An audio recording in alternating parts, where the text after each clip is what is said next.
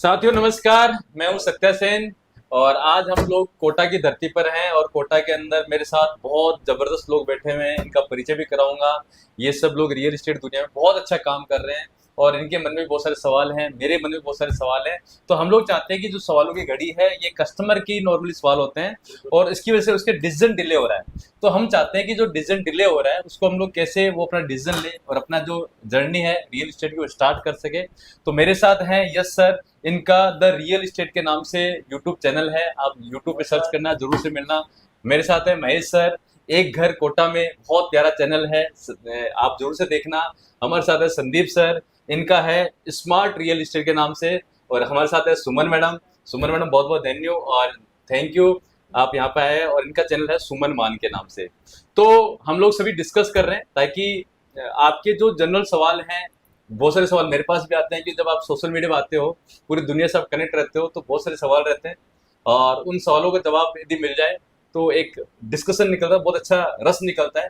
तो आज मेरा ऐसा मानना है कि बहुत बड़ा रस निकलने वाला है। वीडियो पूरा देखना, बहुत बड़ा फायदा होने वाला है। मैं बात करता हूँ स्टार्ट से हमारे द रियल एस्टेट चैंपियन से, यस सर से। Thank you so much. First of all thank you sir. First जो मेरा क्वेश्चन रहने वाला है वो रहने वाला है कि जो मेरे क्लाइंट्स हैं, जो मेरे कस्टमर्स हैं, जो मेरे सब्सक्राइबर्स हैं, उनका सवाल है कि कोटा के अंदर ही इन्वेस्ट क्यों करें।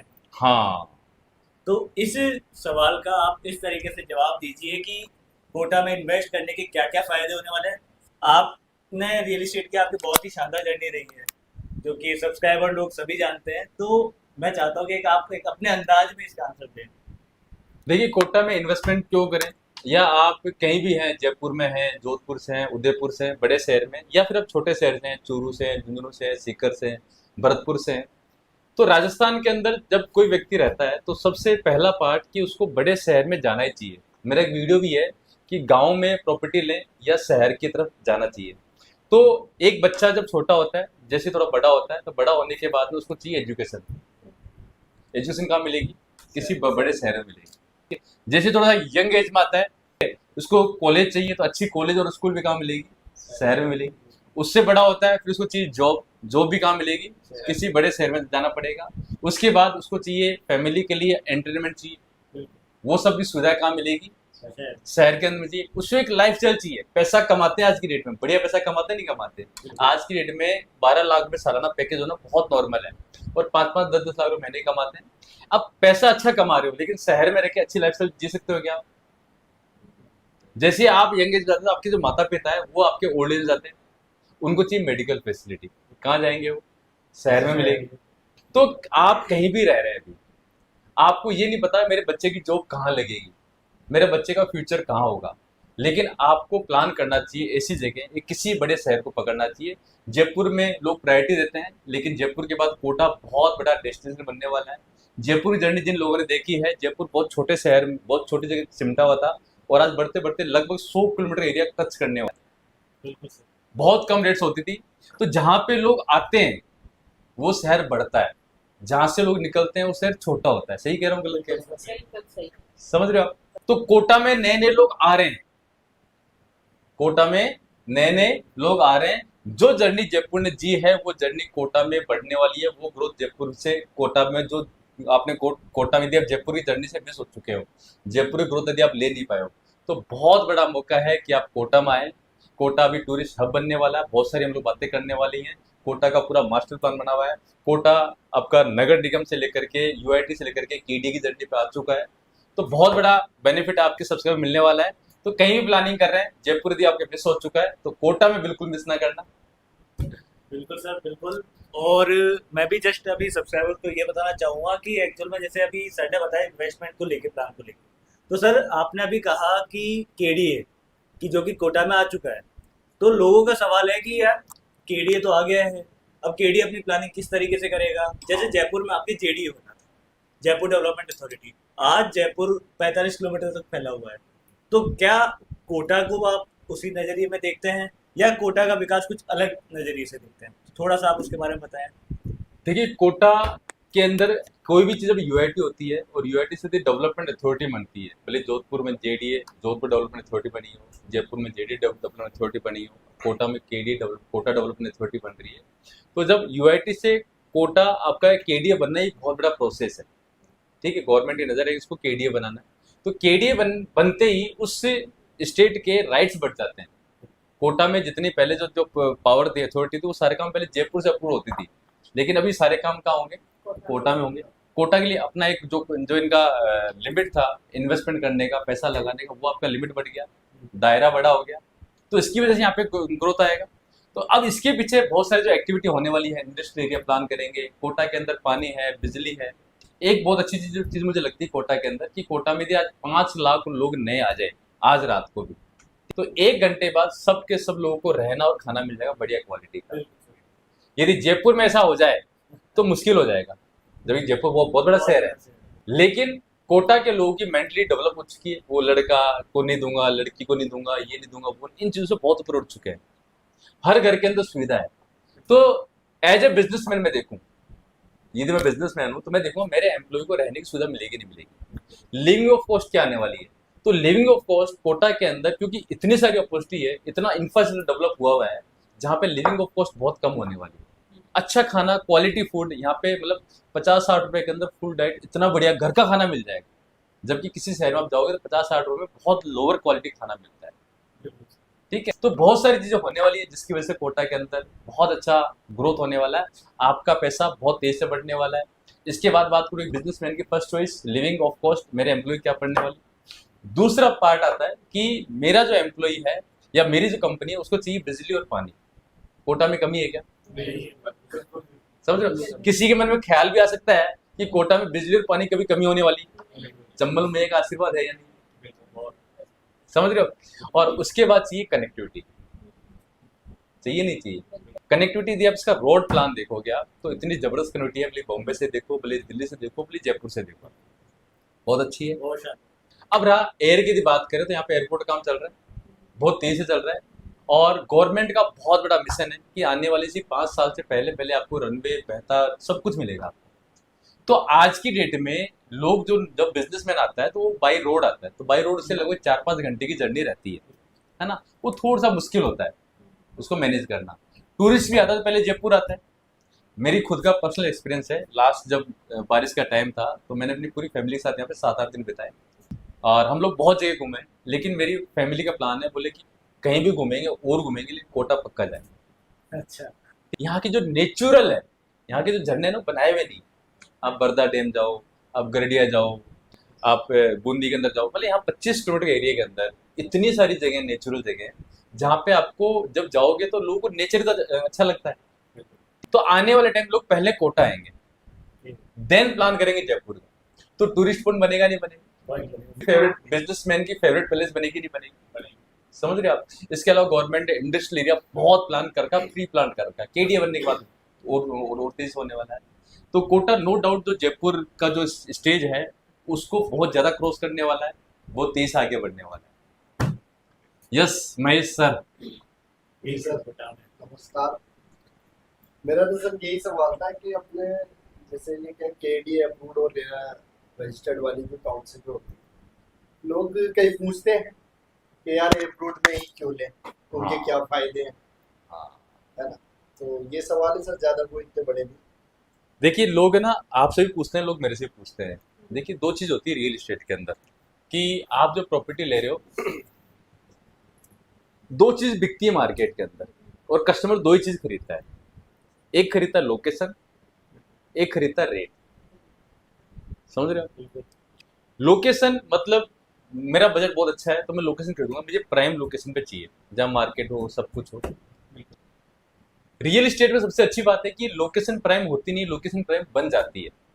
जितने भी लोग उस जगह रह रहे हैं जो आपको लोकेशन प्राइम लग रही है, एक दिन वो लोग डिस्टेंस पे थे, वो लोग रेट लोगों ने खरीदी थी, वहाँ पे जो ओनर हैं उनसे आप बात करो, बोले कितने में खरीदी, कोई बोले मैंने 100 रुपये फीट में ली है, कोई बोले 50 रुपये फीट में ली है, जबकि आज वहाँ रेट है 8,000 10,000 फीट की रेट है। अभी वहाँ पे मल्टी स्टोरी बिक रही है, फ्लैट्स बिक रहे हैं, क्योंकि जमीन बहुत महंगी हो चुकी है। तो एज ए इन्वेस्टमेंट आप देखिए, आप कोई भी जमीन खरीदोगे तो लोकेशन भी प्राइम खरीदे जाओगे तो बजट से बाहर निकल जाएगी। लेकिन यदि आपने कोई लोकेशन खरीद ली तो वो समय के साथ प्राइम बनने वाली है 100%। तो अब सवाल पे आते हैं कि मेरे को कौन सी जगह इन्वेस्टमेंट करना चाहिए, हाँ, एग्रीकल्चर लैंड में, कृषि लैंड में, या सस्ती रेट के अंदर, या डेवलप कॉलोनी के अंदर जो आज की डेट में केडीएस अप्रूव्ड है, रेरा से अप्रूव्ड है। तो एज ए एंड यूजर में देखूं, क्योंकि मेरा एक ही पर्पज, या तो मैं मकान बना के रहूंगा, या मेरा पर्पज है कि उसको मैं इन्वेस्टमेंट करूंगा और आने वाले कुछ समय बाद उसको प्रॉपर्टी में बेचने वाला हूँ। बिल्कुल। यदि मुझे खुद को रहना है तो मुझे वहां इन्वेस्टमेंट करना चाहिए, वहां प्रॉपर्टी लेनी चाहिए जहाँ सारी सुविधाएं हो। गलत कह रहा हूँ, सही कह रहा सही कह रहे हूँ? हो। लेकिन एज ए इन्वेस्टमेंट यदि आप देख रहा हूँ मैं, तो मुझे रेट का फायदा देखना चाहिए कम से कम। लेकिन आप जिसको प्रॉपर्टी बेचोगे वो कस्टमर कौन होगा? वो कस्टमर वो होगा जो बना के रहेगा वहां पे। यानी रियल इस्टेट में सबसे ऊपर किसान होता है, हाँ। उसके बाद बिल्डर और डेवलपर आता है, हम्म। उसके बाद आप जैसे इन्वेस्टर आते हैं, एक प्लॉट है, एक प्लॉट ले लिया, इस तरह के लोग आते हैं, और उसके बाद आता है एंड यूजर। चौथे नंबर पे कौन है? एंड यूजर, जिसको मकान बना के रहना। आपने कोई प्रॉपर्टी ली, और प्रॉपर्टी लेने के बाद अब आप ना तो बिल्डर को बेचोगे ना ही किसान को बेचोगे, आप किसको बेचोगे? जिसको बना के रहना है। अब जिसको बना के रहना है उसको बिजली चाहिए, पानी चाहिए, सीवरेज चाहिए, अपनी फैमिली की सिक्योरिटी चाहिए, सीसी रोड चाहिए, कनेक्टिविटी चाहिए, पार्क चाहिए, प्ले एरिया चाहिए, कम्युनिटी हॉल चाहिए, सब चाहिए नहीं चाहिए? सब चीज़। और यदि ये सब सुविधाएं होगी तो आपकी प्रॉपर्टी के लेने वाले ज्यादा होंगे। डिमांड और सप्लाई का जो रेशियो है, यहाँ पे इस तरह की प्रॉपर्टी कम रहती है, लोग इस तरह की प्रॉपर्टी लेना ज्यादा चाहते हैं, तो आपके प्रॉपर्टी की आपकी सही कीमत आपको मिलेगी। सही। दूसरा कारण बताता हूँ आपको। मैंने कोई प्रॉपर्टी ली ऐसी जगह जो कि डेवलपमेंट नहीं है लेकिन मुझे सस्ती मिलेगी। ऐसा ही होता है, जहाँ पे रेट कम होती है वहाँ डेवलपमेंट नहीं है, यानी डेवलपमेंट की कॉस्ट बच गई, इसलिए केवल जमीन खरीदी आप। अब मुझे मकान बना के रहना है, यदि मैं मकान बना के रहता हूँ तो मुझे चाहिए कि यार कम से कम आसपास कोई मकान तो बनाए, हाँ। कि भाई वहाँ पे गार्ड तो है नहीं, गेटेड। तो इस जगह एक व्यक्ति मकान बनाने की हिम्मत कर नहीं पाता। लेकिन यदि आपकी गेटेड टाउनशिप है, जो गेटेड टाउनशिप जहाँ सारी सुविधाएं होगी वो थोड़ा सी दूरी पर भी है, तो समय महंगा है या पेट्रोल? समय महंगा है। यदि दोनों में कंपेयर करूँ तो महंगा क्या है आपका? समय है।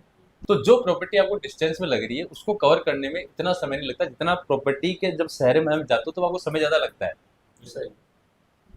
तो आप जो ये 10-15 मिनट की दूरी पर देख रहे हो प्रॉपर्टी, इतनी से ज्यादा दूरी नहीं, कोटा के अंदर हाँ। 15 किलोमीटर में तो सब कुछ कवर होता है, सारी चीज़ें। और ट्रैफिक फ्री है, ट्रैफिक लाइट फ्री है, कोई रेड लाइट नहीं है इसके अंदर। तो आप 5 से 7 मिनट की दूरी पर, मतलब 5 से 7 मिनट तो जयपुर में बोलना पड़ता है, ठीक है। 3 से 4 मिनट की दूरी पे यदि आपको प्रॉपर्टी प्लान, ऐसी प्रॉपर्टी आपको मिल रही है जहाँ पे सारी सुविधाएं हैं, तो आपको आने वाले टाइम में वहाँ पे एक व्यक्ति यदि मकान बना कर रहेगा तो उसको फार्म हाउस की फीलिंग आएगी। हाँ। जो कि घर से बाहर निकलते ही जैसी कॉलोनी बाहर निकले गार्ड रहेगा, अब वो अकेला मकान बना के रहेगा तब इसको पूरी सिक्योरिटी फील होगी, और जब पूरी सिक्योरिटी फील होगी तो मकान बना के रहेगा, वो पूरी कॉलोनी का आनंद लेगा, पूरे पार्क का आनंद लेगा, पूरी सड़कों का आनंद लेगा, और इससे बसावट होते होते होते होते आपके यहाँ पे बहुत तेजी से ग्रोथ आने वाली है, और आपके प्रॉपर्टी की वैल्यू सबसे ज्यादा आपका एंड यूजर बढ़ाता है, वहाँ पे बनने मकान से बढ़ती है, और इससे आपको बहुत अच्छा रिटर्न मिलने वाला है। और सर एक सवाल और था, मतलब ऑडियंस का ही था, हमारे मतलब चला रखा है मैंने, तो वो ये पूछते हैं कि एयरपोर्ट से क्या फायदे, मतलब तो। मतलब लोगों को सवाल ये आता होगा कि सर एयरपोर्ट मुझे कभी बैठना नहीं, हाँ, कई कहते बैठना हैं क्या? कि बैठना नहीं है, पैसे ठीक तो है, नहीं है। और बैठना तो कभी बैठ जाऊंगा, कोई बात नहीं, हाँ। ठीक है। तो एयरपोर्ट से क्यों इतना माहौल बना रखा है, क्यों ऐसा तुम करोगे? एयरपोर्ट एयरपोर्ट एयरपोर्ट एयरपोर्ट से क्या होगे? देखिए मैं आपको बता दूं, जब भी इंफ्रास्ट्रक्चर डेवलप होता है तो वो शहर से दूर होगा, हाँ। वो किसी न किसी गांव के पास होगा। वहां पे दो तरह की लैंड हो गई, एक तो गांव जहाँ बसावट है, एक गांव के पास खाली जमीन जहाँ इंफ्रास्ट्रक्चर डेवलप हो रहा है, दो चीजें हो गई।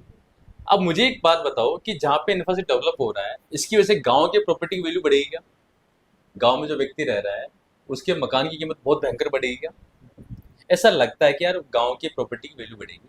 उन गांव के लोगों को केवल और केवल काम मिल जाता है कि अब तक वो काम करने के लिए शहर जा रहे थे, अब शहर उनके पास आ गया तो उनको वहीं पे सारे काम मिल जाएंगे, वहीं पे उनकी सब्जी बिक जाएगी, वहीं पे उनको और काम मिल जाएंगे, समझ रहे हो आप? लेकिन क्योंकि वहां पे जो व्यक्ति आ रहा है, फ्लाइट में जो व्यक्ति उतर के आ रहा है, वो उतर के उस तरह घर में रहना पसंद नहीं करे, गाँव वाले माहौल, सही। उसको चाहिए नया इंफ्रास्ट्रक्चर।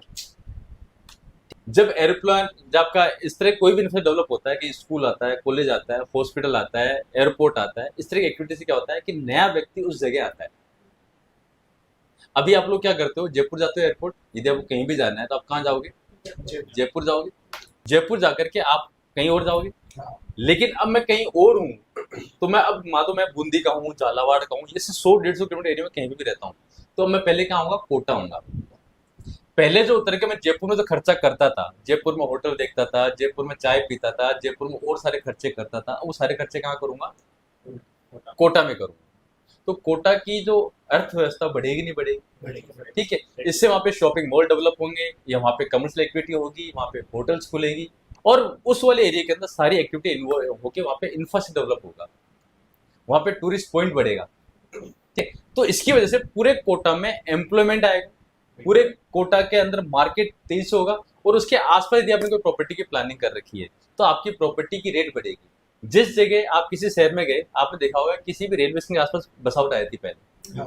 आप जब कोई नया व्यक्ति कोटा में आए या जयपुर में जाए या कहीं भी जाए, तो जहां वो उतरता है उसी के हिसाब से वहीं पे आसपास प्रॉपर्टी ढूंढना स्टार्ट करता है। आपका रिश्तेदार, आप मान लो यहाँ से जयपुर गए और आपका रिश्तेदार यदि जगतपुरा में रहता है, तो आप क्या करोगे, आपके रिश्तेदार आपको जगतपुर अपने घर में लेके जाएंगे, तो आपको पूरे जयपुर से मतलब नहीं है। आप बोलेंगे तेरे आसपास कोई प्रॉपर्टी बताया मेरे को, यदि रहने का प्लान करेगा, उसके लिए जयपुर क्या हो गया, जगतपुरा हो गया। यदि कोई व्यक्ति आपका रिश्तेदार यदि दादी का फाटक रहता है, या कोई महेश नगर में रहता है, या वैसल में रहता है, तो आपको पूरे जयपुर के डेवलपमेंट से किधर उससे मतलब नहीं है। आप कहाँ उतरे हो और आपका रिश्तेदार कहाँ आपकी रात गुजारी है, उस जगह ही आपको प्लान करता है, उसी जगह आपको पूरा पूरा जयपुर लगता है। अब कोई व्यक्ति कोटा में एयरपोर्ट पर उतरेगा, तो उसको उस तरफ मतलब तो ना विज्ञान नगर किधर है या कुछ और किधर है, वो देखेगा, सबसे फर्स्ट प्रायोरिटी किसको देगा, उस वाले एरिया को देगा। उसके एरिया में 25-30 किलोमीटर एरिया में जहां भी एयरपोर्ट होता है, उस 25-30 किलोमीटर एरिया में बहुत बड़ा उछाल आता है, बहुत बड़ी डिमांड जनरेट होती है। सारा खेल किसका है, डिमांड और सप्लाई। एयरपोर्ट आने से पूरी दुनिया के लोग कोटा उतरेंगे, एयरपोर्ट और स्टेशन, इससे पूरे कोटा का ग्रोथ होगा। वैसे है भी सर हमारा शहर कोटा खूबसूरत ही है, बहुत शानदार शहर है हमारा। कोटा में मैं तो टूरिस्ट पैलेस का, टूरिस्ट जितने भी टूरिस्ट पॉइंट है उनका मतलब लोगों को पता नहीं चला इतना, इतनी अच्छी अच्छी चीजें हैं। लेकिन जब इतना डेवलप होगा तो सब कुछ मालूम चलेगा, बहुत तेजी से ग्रोथ आएगा। यस सुमन मैम। नमस्कार सर। नमस्कार मैडम, नमस्कार। सर मेरा ये था कि प्रॉपर्टी में फ्यूचर, पास्ट में मतलब क्या था प्रॉपर्टी की ग्रोथ, प्रेजेंट में क्या है और फ्यूचर में क्या होने वाली है, मतलब इतनी ग्रोथ क्यों आई प्रॉपर्टी में, क्या रीजन रहा है सर? सुमन मैडम, एक बहुत बड़ा राज बताऊं आपको मैं। बताइए सर। प्रॉपर्टी के अंदर एक जर्नी होती है, जो आपने बहुत भारी सवाल और बारीक सवाल पूछ लिया आपने, ठीक है। जिसने भी प्रॉपर्टी जिस दिन ली थी, उस दिन उसको ये विश्वास नहीं था कि प्रॉपर्टी की रेट इतनी हो जाएगी। जैसे आज जब आप प्रॉपर्टी किसी को दिखाते हो या किसी को कोई एरिया दिखाते हो, तो बोलता है 20 साल ही कुछ नहीं होने वाला, बोलता नहीं बोलता, या 10 साल ही कुछ नहीं होने वाला, ऐसा बोलता है। उसने जो खुद ने प्रॉपर्टी ले रखी है या उसके पिताजी ने जो प्रॉपर्टी ले रखी है, उस जगह जो रेट थी जिस दिन ली थी उसको महंगी लगी थी, और उसको कोई उम्मीद नहीं थी कि आने वाले 25 साल भी यहाँ पे कुछ हो जाएगा। जैसे पास्ट में बूंदी रोड पे प्रॉपर्टी की रेट, बूंदी रोड पे आपका जो चंबल नदी है, उसको क्रॉस करने के बाद में लोग कोटा मानते नहीं थे कि इधर कुछ हो जाएगा, समझ रहे हो। चंबल से पहले ही कोटा मानते थे, नयापुरा वाला एरिया वही उसी कोटा मानते थे। जिस दिन विज्ञान नगर जब नया कोटा बना था, उसको लोग नहीं मानते थे वहां पे, मतलब वहां के जो जिन लोगों ने प्रॉपर्टी ली है ना, उनसे पूछना, कुछ लोग ऐसे थे जिन्होंने कोटा देखा भी नहीं, ले ली प्रॉपर्टी और आज करोड़पति। कुछ लोग ऐसे हैं जिन्होंने पूरी जिंदगी खपा दी उनके सामने देखते देखते, लेकिन वहां पे प्रॉपर्टी का डिसीजन ले नहीं पाया, और उनकी आंखों के सामने प्रॉपर्टी इस जगह से यहाँ पहुंच गई। प्रेजेंट टाइम में क्या कंडीशन है सर? तो आज की डेट में जब भी प्रॉपर्टी आप लेने जाओगे, तो प्रॉपर्टी आपको महंगी और दूर लगेगी, ये तय है, क्योंकि उनको भी महंगी और दूर लगी थी।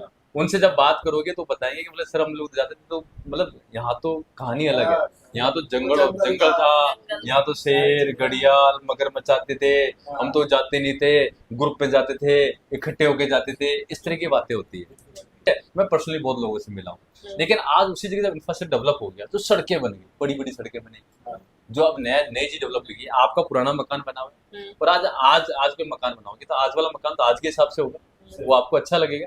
ऐसे जो अब जो एरिया डेवलप होगा वो उससे भी अच्छा डेवलप होगा।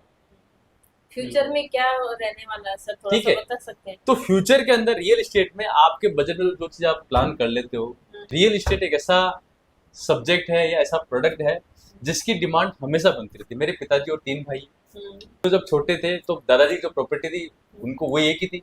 तीनों जैसे मैच्योर हुआ तो तीनों को अलग अलग प्रॉपर्टी चाहिए। उन्होंने एक सपना लिया, यार मेरा मकान होना चाहिए। हम 4 भाई हैं, ठीक है? अब चारों को अलग अलग प्रॉपर्टी चाहिए, हम सबके बच्चे हैं, समझ रहे हो? तो डिमांड जनरेट हो रही है कि नहीं हो रही? बाय डिफॉल्ट हो रही है। लेकिन यदि किसी शहर में नए लोग और आ जाए, ठीक है, ये तो मैं बता रहा हूँ नेचुरल डिमांड कि मैं जिस जगह रह रहा हूँ एक पीढ़ी बड़ी हो रही है, जो अगली पीढ़ी आ रही है वो उसकी डिमांड जनरेट हो रही है, और एक जगह नए लोग यहाँ पे आए, वो आएगा, उसको यहाँ पे रोजगार मिलेगा, तो वो अपनी फैमिली को लेके आएगा, तो एक नई डिमांड जनरेट होगी। ठीक है? तो इस तरह की डिमांड कोटा जैसे शहर में, जयपुर शहर क्यों बढ़ रहा है? क्योंकि जयपुर के शहर में हर महीने या हर साल लगभग 4 से 5% लोग, नए लोग आके परमानेंट बसने का प्लान करते हैं। और ये सेम स्थिति क्या होने वाली है? कोटा में होने वाली है। जब नए लोग आके यहाँ परमानेंट रेजिडेंस करने वाले हैं तो डिमांड जनरेट होगी। और कौन से एरिया में जनरेट होगी? आज नयापुर आके जाके कोई मकान तो ना खरीदेगा, ठीक है? और जो नया कोटा बन गया वहां पे खरीदना चाहता है लेकिन बजट से बाहर हो गया। तो जो भी प्रॉपर्टी की रेट है, अच्छा जो नया कोटा की जो रेट आज है वो उससे कम रेट में शायद बेच रहे हैं आज, जो नया एरिया डेवलप हो रहा है वहाँ पे, तो उतनी रेट उससे उसको आगे क्रॉस करेगी नहीं करेगी? समझ रहे हो? तो जिस जगह प्रॉपर्टी के अंदर एक चीज आप मान के चलना कि आज प्रॉपर्टी कोई भी आप ले रहे हो, उस जगह आपने मान लो कोई गेटेड टाउन से डेवलप की, 3 स्टेज बता रहा हूँ आपको, है ना? मतलब कस्टमर को भी समझना चाहिए और as a real estate consultant अपने को भी समझना चाहिए। अपने से आगे बिल्डर और अपने से आगे कस्टमर। जो प्रॉपर्टी आज आपके सामने आई है वो कम से कम 5 साल पहले बिल्डर ने देखना स्टार्ट कर दी थी। गलत कह रहा हूँ, सही कह रहा हूँ? 5 साल पहले उस बिल्डर ने देखना स्टार्ट किया, तब जाके आज कोई जमीन को खरीदना और उसको इस लेवल पे लेके आना कि कस्टमर को दे सके, इस प्रोसेस में कम से कम 3 से 4 साल चाहिए। गलत कह रहा हूँ? तो जो आपके पास जो प्रॉपर्टी आई है तो कम से कम 4 से 5 साल पहले बिल्डर ने विजन देखा, आज आप देख रहे हो। और जो प्रॉपर्टी आप दे रहे हो उस प्रॉपर्टी को 6 महीने बाद किसी को भी दिखाना, वो हर कस्टमर को प्रॉपर्टी अच्छी लगेगी और सस्ती लगेगी।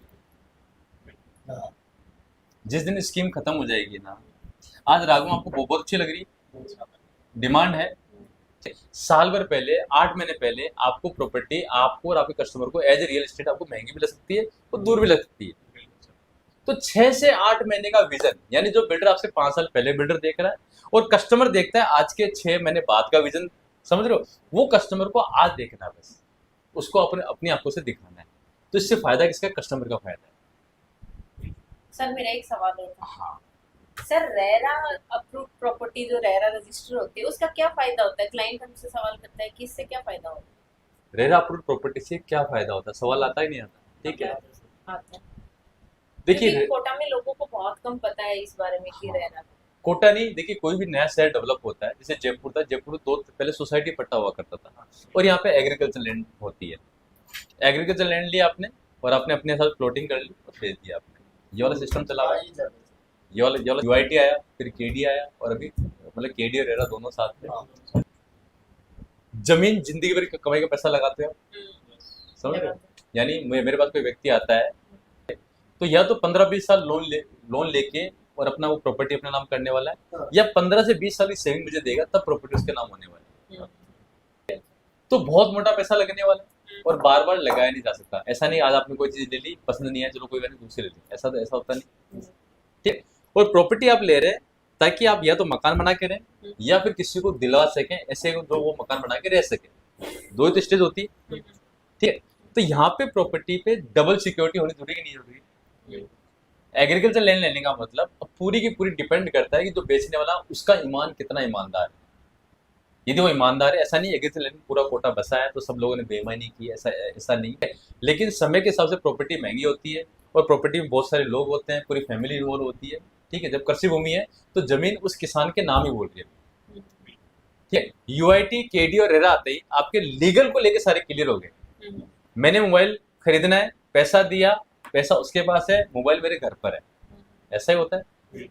फ्रिज खरीदनी है, कार खरीदनी है, पैसा दिया, पैसा उसके पास है और कार मेरे मेरे घर पे है।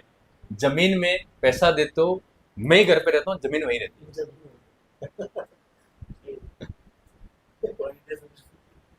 समझ रहे हो? पैसा गया उसके पास, जमीन भी वही है। यदि मैं पे करके लेके आऊं तो कोई दिक्कत है, तो कम से कम मेरे घर में 2 कागजी टुकड़े आने वाले हैं। और वो भी यदि लीगल नहीं, समझ रहे हो? तो दिक्कत है कि नहीं? बहुत बड़ी दिक्कत है। बहुत बड़ी दिक्कत है सर। समझ रहे हो? तो पहले जीवन भर की कमाई, सही। फिर उसके बाद 2 कागजी टुकड़े और उसमें भी धांधली। अच्छा, उसका परिणाम नुकसान कब होगा? जैसे आज प्रॉपर्टी कीमत कम है, आज के आज कोई लफड़ा हो जाए तो समझ में चलो नुकसान हुआ। लेकिन जब प्रॉपर्टी आज थी, मान लो प्रॉपर्टी 20 लाख की, कल को प्रॉपर्टी होगी 2 करोड़ की, और अब जाके आप उस पर आ रहे हो, तो आप जब आपको सुकून मिलना चाहिए जीवन में, जब आप महीने का 50,000 लाख में किराया वहां से आनी चाहिए, उस समय मालूम चलता है कि अब तो कोर्ट केस करना पड़ रहा है, चक्कर काटने पड़ रहे हैं। सही। समझ रहे हो? आप उस दिन तो मालूम चलेगा नहीं आपको। ठीक है, तो ये आपके लिए डबल बड़ा चैलेंज हो जाएगा। तो मैं बोल रहा हूँ कि पैसा भले ही जमीन कम ले लेना या थोड़ा दूरी पे ले लेना, लेकिन लेना केडीए और रेरा से अप्रूव, और दूसरा गेटेड टाउनशिप। ठीक है, इसके पीछे एक कारण और आपको बताता हूँ। आप जितनी मेहनत कर रहे हो ना प्रॉपर्टी खरीदने में, आपके पिताजी ने आपसे ज्यादा मेहनत की थी। गलत कह रहा हूँ, सही कह रहा हूँ? आपके पिताजी जब प्रॉपर्टी खरीदने जाते थे ना, क्योंकि उस समय सोसाइटी पट्टे होते थे, वो पूरे खानदान का पता लगाते थे कि जमीन किसकी थी, उसके बाद किसकी थी, फिर किसने ले ली, अब उसने बेच ली। समझ रहे हो? लेकिन आप इतनी मेहनत नहीं करते। आप जब कस्टमर बुलाते हो तो सब कस्टमर इतनी तो ना आते हैं, और वो देखते हैं वो इतनी मेहनत नहीं करते। लेकिन आपके आने वाली मेहनत क्या आपसे ज्यादा मेहनत करेगी क्या? वो आपसे भी कम मेहनत करेगी। सही। पैसा आपसे ज्यादा कमाएगी, मेहनत आपसे कम करेगी। तो उनको लेना है स्मार्ट प्रॉपर्टी, आपको लेना है स्मार्ट प्रॉपर्टी, ताकि वो केवल वीडियो देख के भी प्रॉपर्टी फाइनल कर सके। अब कब वीडियो देख के केवल प्रॉपर्टी आपकी एग्रीमेंट तो हो नहीं सकती, सही। जहाँ थोड़ा सा बहुत रिस्क होगा, सोसाइटी होगी नहीं, वो प्रॉपर्टी होगी जहाँ पे गेटेड टाउनशिप होगी, जहाँ पे सारी सुविधाएं होगी, जो रेरा से अप्रूव होगा, जो लीगल अथॉरिटी केडीए जेडीए इनसे अप्रूव होगी, पूरी सुविधाओं के साथ होगा, बढ़िया लोकेशन पे होगी। वो उसको वीडियो देख के भी फाइनल कर सकता है। सही। क्योंकि आप जिसको बेचोगे वो आपका स्मार्ट कस्टमर ही आने वाला है, वो मेहनत करने वाला कस्टमर आने वाला नहीं। नहीं। Yes Sandeep sir. हाँ सर, यस मैम। सर एक सर, प्रॉपर्टी जैसे हमारे पास क्लाइंट आता है, तो अगर वो रेजिडेंशियल के लिए आता है तो उसको किस लोकेशन पे हमें वो करवानी चाहिए, या फिर वो अगर इन्वेस्टमेंट के लिए आता है तो सर दूरी भी मैटर करती है? हाँ, देखिए कस्टमर दो ही, अपन है एंड यूजर स्टेज पर। अपने आगे जो कस्टमर है वो बल्क बायर नहीं है, और बल्क बायर का मार्केट भी नहीं है अभी कि किसी ने 20-30 प्रॉपर्टी लेके रख दी। आदमी एक प्रॉपर्टी लेता है, बैंक से लोन लेके कर रहा है, ठीक है, और बैंक आपकी प्रोफाइल, प्रॉपर्टी की प्रोफाइल सब देख के फिर आपको लोन दे रही है कि आपकी पेइंग कैपेसिटी कितनी है, उतनी ईएमआई बनाता है, और उसके हिसाब से आपको लोन ले रहा है। अब आपस कस्टमर आता है मुझे मकान बना के रहना है, और एक कस्टमर आता है मुझे इन्वेस्टमेंट करना है। इन्वेस्टमेंट करना मतलब उसको रहने की व्यवस्था है, और अब कोई दूसरी प्रॉपर्टी ले रहा है ताकि भविष्य में बच्चों के काम आ जाए या कुछ और काम वो प्लानिंग कर सके। ठीक है, अब जब मेरे पास कस्टमर आ रहा है वो जिसको मकान बना के रहना है, यानी रेजिडेंस पर्पस से चाहिए, उसके साथ चैलेंज आएगा बजट का। मैंने फील किया है कि रियल एस्टेट के अंदर आप अपनी नॉर्मल जॉब से, नॉर्मल बिजनेस से अपनी रहने लायक प्रॉपर्टी प्राइम लोकेशन में खरीदना मुश्किल है, आपकी सैलरी के बेस पे। लेकिन जमीन से जमीन बनाना आसान है। गलत कह रहा हूँ उससे? या तो आपको कुछ इनहेरिटेंस मिले, पिताजी को सपोर्ट मिल जाए, ससुर जी को सपोर्ट मिल जाए, पापा को रिटायर हो रहे हैं तो आपको कोई सपोर्ट कर दे, कोई जमीन आपने गांव में थी बेच दी तो पैसा इकट्ठा आ जाए, और कुछ आपका सैलरी वैलरी से आपका ईएमआई बन जाए, कुछ पैसा आपका सारा हो तो आप कर सकते हो। लेकिन अपने पैसों से पहली प्रॉपर्टी में ऐसी ले लूं जो रहने लायक हो, प्राइम लोकेशन पे हो, मार्केट में हो, तो मुश्किल है। तो अब आपको क्या करना है, अभी आपको क्या करना है कि उस स्टेज पे आपको देखना है कि या तो थोड़ा सा डिस्टेंस कवर करें, जो कि सोसाइटी पट्टा या ऐसी प्रॉपर्टी ले लो कि यहाँ सुविधाएं नहीं है।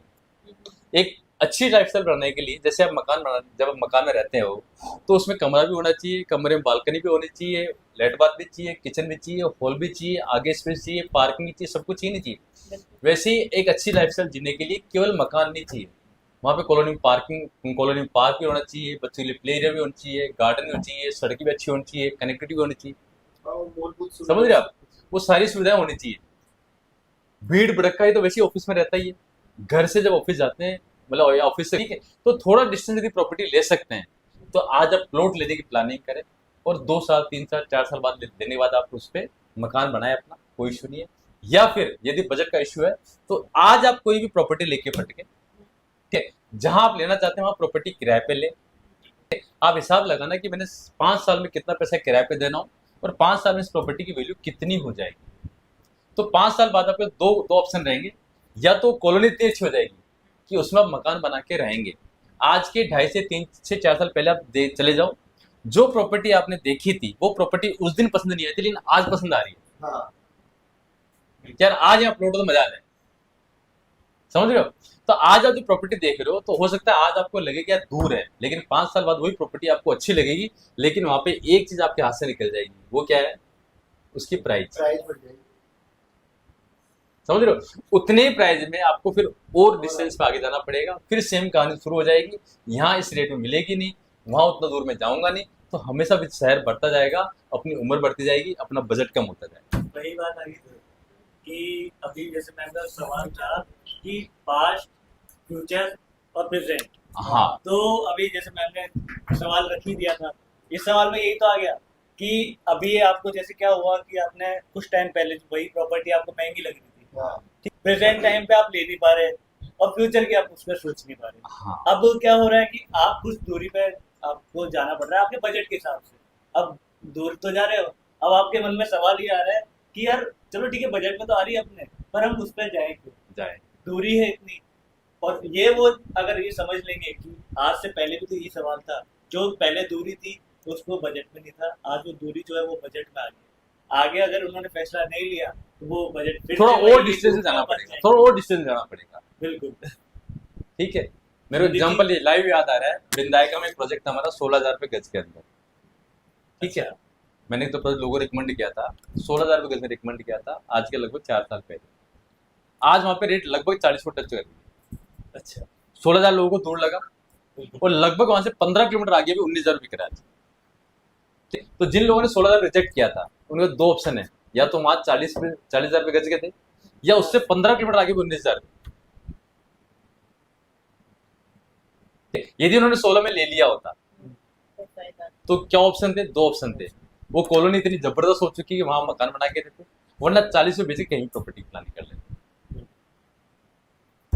तो सर अब एक सवाल और है कि अभी जैसे सर ने बात रखी थी अपनी, तो प्रॉपर्टी में इन्वेस्ट, क्या हमें प्लॉट्स में पैसा डालना चाहिए या हमें फ्लैट्स में पैसा डालना चाहिए, फ्लैट्स और विलास? तो आपका क्या मानना है, कोटा के अंदर जो हम लोग हैं उनको प्लॉट्स में पैसा डालें या फ्लैट्स और विलास में? तो इसका आपका क्या नजरिया बहुत अच्छा सवाल है ना? है? ठीक है, देखिए रियल इस्टेट, फ्लैट भी रियल इस्टेट है, प्लॉट भी रियल इस्टेट है। बिल्कुल। तो पैसा भले फ्लैट पे लगाओ, भले प्लॉट में लगाओ, नुकसान किसी में होने वाला है क्या? नहीं। Depend market to market. जैसे मैं बात करूँ दिल्ली की, गुड़गांव की, मुंबई, वहां मैंने बोला नहीं भाई कुछ भी हो जाए लेना प्लॉट ही। पॉसिबल है क्या? नहीं। समझ रहे हो? हाँ। अपने गांव में जो पिताजी हैं वो रहते हैं 10 बीघा जमीन में, 2 बीघा जमीन में, 5 बीघा जमीन में, ठीक है। और जब उनसे पूछते हैं कि भाई मैं पापा मैं प्लॉट ले रहा हूँ, ठीक है, बोले 100 गज का प्लॉट है 20 बाई 50, बोले इतने तो अपनी गाय भैंस नहीं बनती। तू यार थोड़ी बड़ी बड़ी जमीन ले, हाँ, वहाँ पे बड़ी जमीन ले सकता है क्या? नहीं ले पाए। समझ रहे हो आप? या उनसे पापा से पूछा भाई फ्लैट ले रहा हूँ मैं, बोले तेरी जमीन में तू कुछ तो फ्लैट नहीं, कुछ तो जमीन तो ले तेरी यार, बोलेंगे नहीं बोलेंगे? बोलेंगे। ठीक है, तो डिपेंड ऑन सिचुएशन। फ्लैट भी बहुत अच्छा है, प्लॉट भी बहुत अच्छा है, ठीक है। लेकिन यदि बात करें कोटा जैसे नए शहर की, राजस्थान की बात करूं, तो राजस्थान के अंदर, जयपुर के अंदर भी जहां प्रॉपर्टी लेना चाह रहे हैं, जहां एग्जैक्ट लेना चाह रहे हैं, ठीक है, और जहां आपका एग्जैक्ट बजट है, दोनों चीज देखना। लेना चाह रहे हैं, इस ये तो सवाल तब खत्म हो जाता है क्योंकि आपको बजट यदि वहां पे अलाउ नहीं कर रहा। आपका बजट यदि वहां से 5-7 किलोमीटर आगे पे शुरू होता है आता है तो आपके लिए एग्जैक्ट लोकेशन कौन सी होगी, जहाँ आपका बजट अलाउ करता है। ठीक है, अब जहां आपका बजट अलाउ कर रहा है वहां यदि आपको लैंड मिल रही है तब तो कोई दिक्कत नहीं, आप लैंड ले लोगे। बिल्कुल। लेकिन अब आप देख रहे हो लैंड तो नहीं मिल रही, मुझे फ्लैट मिल रहा है वहां पे मुझे फ्लैट मिल रहा है, तो आप क्या लोगे, फ्लैट लोगे। अब वहां पे एक सवाल और पूछना है आपको, जो कि मैं अभी, अब हम लोग कहाँ बैठे हैं, कोटा और जयपुर बैठे हैं, कि क्या यहाँ से 5-7 मिनट की दूरी पर या 10 मिनट की दूरी पर मुझे प्लॉट मिल सकता है क्या, जहां मैं फ्लैट लेने जा रहा हूं, क्या वहां 10 मिनट की दूरी पर मुझे प्लॉट मिल सकता है क्या, जो अच्छी गेटेड टाउनशिप में हो, जहाँ सुविधाएं हो। यदि मिल सकता है तो आपको क्या कहाँ पे जाना चाहिए, फिर दोबारा प्लॉट पे जाना चाहिए। क्यों, एक है आपका सोना हार्ड फॉर्म में, एक है ज्वेलरी। ठीक है, ज्वेलरी, जब सोना से ज्वेलरी बनती है तो उसमें बहुत सारे मेकिंग चार्ज लग जाते हैं, डिजाइन का पैसा लग जाता है, लगता नहीं लगता। और जब किसी को बेचने जाओगे तो उसको डिजाइन पसंद आए या नहीं आए ये अगले पे डिपेंड करता है। मैंने अपनी तरफ से पहले, लेकिन आपको जब ज्वेलरी देने आप बोले नहीं नहीं नहीं, तो ये तो डिजाइन ओल्ड हो गई, तो मुझे क्या करना पड़ेगा, दोबारा उसको तुड़वाना पड़ेगा, दोबारा नई डिजाइन बनवानी पड़ेगी। तो जो इस प्रोसेस जो खर्चा आ गया वो उसका तो उसकी तो कोई कीमत बढ़ी नहीं। लेकिन यदि प्योर गोल्ड है तो प्योर गोल्ड ही, आपको दूंगा तब भी गोल्ड है, आपको दूंगा तब भी गोल्ड है, आपको दूंगा तब भी गोल्ड है। तो प्लॉट और फ्लैट लाइक वैसा ही, प्लॉट आपका लाइक गोल्ड है, जितना पुराना हो रहा है उसकी उतनी उसकी वैल्यू बढ़ रही है, वैल्यू बढ़ रही है, वैल्यू बढ़ रही है। लेकिन यदि आपकी ज्वेलरी है, यानी आपका फ्लैट है, उसमें आपका कंस्ट्रक्शन का पैसा लग गया, उसमें आपके डिजाइन का पैसा लग गया, तो जैसे चीजें पुरानी हो रही है, तो अब नए व्यक्ति को आज आपको 10 साल पुराना मकान पसंद आएगा क्या, नहीं, नया चाहिए। तो 10 साल बाद आप किसी को बेचने जाओगे तो डिजाइन कैसे पसंद आ जाएगी उसको। तो यदि आपके बजट में आ रहा है 10 से 15 मिनट दूरी पे कोई भी प्लॉट यदि पसंद आ रहा है तो दूरी कम हो जाएगी, दूरियां प्रॉपर्टी में कम हो जाती है। हम जहां बूंदी रोड आप बैठे हो ये दूरी भी दूरी थी, आज कम हो गई। मजा आया? Yes sir. संदीप सर। हाँ सर, नमस्कार। एक सवाल सर हमारा हम सब यूजर की तरफ से है कि मतलब कोटा में देखा जा रहा है कि आए दिन फ्रॉडबाजी बहुत ज़्यादा हो रही है, तो मैं चाह रहा हूँ कि भाई किसी भी इंसान को इन्वेस्टमेंट डालने के लिए किन किन बातों का ध्यान रखना चाहिए, मतलब कौन कौन से डॉक्यूमेंट्स है, कौन कौन सी लीगलिटी वगैरह है, तो आप मेरे को बताएं थोड़ा सा। देखिए, जमीन में आप पैसा लगाने जा रहे हो और जमीन में रेट बढ़ने का कोई एक कारण नहीं होता। ठीक है, उसकी लोकेशन क्या है, उसकी फ्यूचर कनेक्टिविटी क्या है, किससे अप्रूव्ड है वो, लीगल अथॉरिटी क्या है, कुछ तरह के लोग आ रहे हैं, आपका पड़ोसी क्या है, इवन कॉलोनी का लेआउट कैसा है, ठीक है, कॉलोनी का अंदर डेवलपमेंट कैसा है। एक कॉलोनी ऐसी यूं करके फैली पर एक बिल्कुल ऐसे फैली हुई, तो दोनों फर्क होगा नहीं होगा। ये सब बातें डिपेंड करती है आपकी प्रॉपर्टी की वैल्यू कैसे बढ़ेगी। तो ऐसे जब आप इन्वेस्टमेंट करने जा रहे हैं आपको कुछ कुछ बातें ध्यान रखनी चाहिए। जैसे सबसे पहले आप लीगल में प्रॉपर्टी देखें कि लीगली अप्रूव्ड किससे है। तो केडीए और रेरा, कोटा में तो केडीए कोटा डेवलपमेंट अथॉरिटी और रेरा तो सबसे कॉमन हो गया। रेरा से अप्रूव्ड प्रॉपर्टी ही लेने का प्लान करोगे तो पहले किसी डेवलपमेंट अथॉरिटी से अप्रूव होती है, उसके बाद देन फाइल लगती है रेरा में। तो रेरा होने का मतलब दोनों चीज क्लियर होगी। अब आपको किसी भी तरह से प्रॉपर्टी को पेपर को लेकर के कोई डाउट्स नहीं। सेकंड, अब आपको देखना चाहिए कि आप जो प्रॉपर्टी देख रहे हो उस डेवलपर की ब्रांड वैल्यू क्या है। अब आप लोग ब्रांड वैल्यू से मेरे क्या फर्क पड़ता है, ठीक है सर, मुझे तो प्रॉपर्टी लेनी है। ब्रांड वैल्यू से फर्क ऐसा पड़ता है कि आप जिस प्रॉपर्टी के ब्रांड ले रहे हैं यदि इसको सब जानते हैं, यदि वेल नोन है, यदि गुडविल है, तो आपकी प्रॉपर्टी पे शक नहीं किया जाएगा। समझ रहे हो? यदि आपने ऐसे बिल्डर की प्रॉपर्टी ले ली, आपकी प्रॉपर्टी बिल्कुल ओके है, आपकी प्रॉपर्टी में किसी तरह की, लेकिन उसने कभी गड़बड़ कर रखी है तो आपको भी उस नजर से देखा जाएगा। सही। कहता ना काले के साथ वो मतलब कोयले में जाएगा तो रंग तो लगा के लाएगा। समझ रहे हो आप? तो ऐसे ही आप देखो उस डेवलपर का ब्रांड वैल्यू कैसे है, उसने जो प्रॉपर्टी ली है आज तक कितने डेवलप किए हैं, मार्केट फीडबैक क्या है, कस्टमर फीडबैक है, ये सब कुछ मिल जाता है सोशल मीडिया जमाने में, आपको मिल जाएगा। दूसरा आप देखें कि वो जो डेवलपर है वो प्रॉपर्टी कितने टाइम में सेल करता है, ये भी बहुत इंपॉर्टेंट है। यदि कोई डेवलपर है, एक प्रॉपर्टी आज ने मार्केट में लॉन्च की, तो आपका नंबर तब तक नहीं आएगा रीसेल करने में जब तक वो अपनी प्रॉपर्टी खत्म नहीं कर लेता, क्योंकि वो प्रोफेशनल आदमी है पर आपका प्रोफेशन नहीं है रियल एस्टेट का। यदि उस प्रोफेशनल आदमी को बेचने में इतना समय लग रहा है तो फिर आपको कितना समय लगने वाला है, और जब तक वो बैठा है तो उससे कम्पीट तो आप वैसे भी नहीं कर सकते। समझ रहे हो आप? यदि बिल्डर आपका फास्ट प्रॉपर्टी सेल करता है तो आपका जल्दी नंबर आ जाएगा रीसेल में। तो लीगल अथॉरिटी देखें, प्रॉपर्टी का लेआउट देखें, बिल्डर की गुडविल देखें, और सबसे बड़ा आपका बजट देखें। Okay sir. और सर एक छोटा, यस सर। ये छोटा सा ही सवाल है सर, ज्यादा कोई बड़ा नहीं है। कॉलोनी के अंदर मतलब जैसे कि दो ही प्रकार के आदमी आते हैं, एक तो एंड यूजर है, एक इन्वेस्टर। तो जैसे इन्वेस्टर है वो कहता है कि आप रीसेल करो, तो मतलब कॉलोनी में कब तक रीसेल होता है, जैसे कि आप थोड़ा बताओ। कॉलोनी में देखिए सबसे बड़ा होता है कि जिस दिन बिल्डर निकल जाएगा, अब उसके बाद यदि किसी को प्रॉपर्टी लेनी है जी तो कैसे लेगा? रीसेल में लेगा, कोई ऑप्शन है क्या? तो जिस भी कॉलोनी के अंदर डेवलप्ड कॉलोनी जो होती है वहां पे एंड यूजर जब आता है, यानी जब मकान बनना स्टार्ट होते हैं, तो आपकी प्रॉपर्टी की कीमत और ज्यादा बढ़ती है। जैसे आपके बगल से कोई हाईवे निकल जाए या आपकी कॉलोनी में 2-4 मकान बन जाए, बराबरी कीमत बढ़ा देते हैं। बढ़ाते नहीं बढ़ाते? तो जब भी आपको रीसेल करना हो तो आप कम से कम 3-4 महीने टाइम रखें, और अच्छे डेवलप बिल्डर के साथ है तो आपकी प्रॉपर्टी इजीली रीसेल हो जाएगी। उस बिल्डर को बिल्डर नहीं बेच रहा तो हो जाएगा, एंड यूजर है, डेवलपमेंट पूरा है, तो आपका प्रॉपर्टी इजीली बिक जाएगी। Yes yes sir. इसी को रिलेटेड था एक और सवाल कि इन्वेस्टमेंट कितने साल का रख सकते हैं, मतलब लैंड के अंदर जैसे कोई अच्छी लोकेशन मिल जाए या दूरी पे, तो इन्वेस्टमेंट का कितने टाइम? देखिए प्रॉपर्टी के अंदर जब इन्वेस्टमेंट करते हैं ना, तो प्रॉपर्टी के अंदर बहुत सारे चार्जेस और भी जुड़े होते हैं। कभी भी आप प्रॉपर्टी शॉर्ट टर्म के लिए इन्वेस्टमेंट, प्रॉपर्टी या कोई भी आप इन्वेस्टमेंट करते हो, ये शॉर्ट टर्म करते हो तो आपको नुकसान ही होने वाला है। कोई मुझे बोलता है सर 6 महीने में क्या हो जाएगा? 6 महीने में कुछ नहीं होगा। ठीक है? क्यों? क्योंकि जब प्रॉपर्टी मेरे नाम से है और मुझे आपके नाम से करनी है, तो इस दौरान भी गवर्नमेंट की ड्यूटी जितनी है, मोटा मोटा 8-10% तो उसी में खर्चा लग जाएगा। जो ग्रोथ हुई, पहली ग्रोथ, वो तो उसी में चलेगी ना। समझ रहे आप? तो आप कम से कम 5 साल का विजन रखें, ठीक है, ताकि आपको अच्छी ग्रोथ मिल सके, डेवलपमेंट मिल सके। और उसके बाद भी आपको देखना है कि ये प्रॉपर्टी का पैसा निकाल के मैं क्या कोई और मुझे अच्छा ऑप्शन मिल रहा है प्रॉपर्टी में पैसा लगाना, क्योंकि ये भी अब आपका इन्वेस्टमेंट किया हुआ है।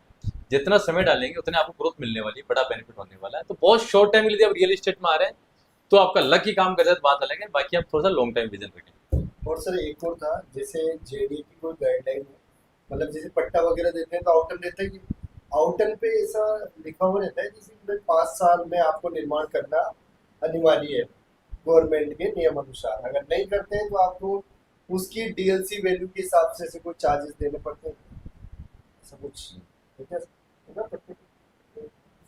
देखिए पट्टे में नहीं, बैंक का नियम होता है। और अभी पट्टा फ्री होल्ड पट्टा मिल रहा है आपका, तो इस तरह का नहीं कि आपको 5 साल बनाना है, बाकी 5 साल में आप या तो बनाए लोगे या बेच लोगे, प्रॉफिट ले लोगे आप। यही सवाल था। Yes Sandeep sir. धन्यवाद। Yes sir. सवाल आपका नहीं, अगर सवाल सर एक चीज बताओ कि आपको बहुत अच्छा लग रहा है सर आज यहाँ आए। हाँ सर, हमें सच में बहुत अच्छा फील हाँ। हो रहा है आपसे और मिलके। आपसे सीखा, और हमारे जो ऑडियंस वगैरह देखेंगे उनको भी थोड़ा बहुत कुछ सीखने को मिलेगा, आगे इन फ्यूचर जाके वो इन्वेस्टमेंट करने का प्लान करेंगे। और देखिए सारे हम- डाउट क्लियर हो जाएंगे काफी सबके। बातों का ध्यान, ये सब हाँ। बातों का ध्यान रखते हुए हमें- शायद वो अच्छा इन्वेस्टमेंट करेंगे। आई नहीं, होप। आपकी बात सही है। और एक्चुअली मैम क्या है कि मैं एक्चुअली माइक इसीलिए ले रहा था कि आज आप लोगों ने देखा कि किस तरीके से आपके सवाल यहाँ पे प्रेजेंट किए जा रहे हैं, उनका आंसर प्रेजेंट किया जा रहा है। तो हमारा यही मानना है कि जितना ज़्यादा आप सवाल हमसे पूछेंगे ना, हम अपने जो एक्सपीरियंस होल्डर्स हैं उनसे आपके सवाल रखेंगे। क्यों सर? सही बात है बिल्कुल। कि नहीं है? और आप लोगों से बात करके अच्छा, देखिए हमारा सबका उद्देश्य एक ही है कि आपका डिसीजन जो काफी समय पोस्टपोन हो रहा है, वो आपका डिसीजन लेने में आपको मदद मिले। ये कुछ छोटे ब्रेकर्स होते हैं, हाँ। जो बैरियर्स होते हैं, जो प्रॉपर्टी डिसीजन लेना तो चाहते हैं लेकिन मन में कुछ आ गया तो आपका डिसीजन डिले हो गया, पोस्टपोन हो गया। प्रॉपर्टी की जो सबसे बड़ा नुकसान ये है कि आपका जो डिसीजन का डिले हो रहा है, यही आपका सबसे बड़ा नुकसान है। सर पर एक सेकंड में आपको थोड़ी सी बात काट रहा हूँ, पर आज के वीडियो के अंदर मुझे नहीं लगता कि रुकेंगे ये। आज के बाद मुझे लगता है कि अभी फोन आने वाले हैं बहुत जल्दी। नहीं, आप सभी को मेरा बेस्ट ऑफ सवाल लक, क्या? Happy journey. और रियल एस्टेट की यात्रा में आप लोग इन सबको कॉल करें, इनके साथ बात करें, डिस्कस करें। Thank you, sir. आप सभी को बहुत बहुत धन्यवाद। Thank you. Thank you sir आपका Thank you so much. Thank you.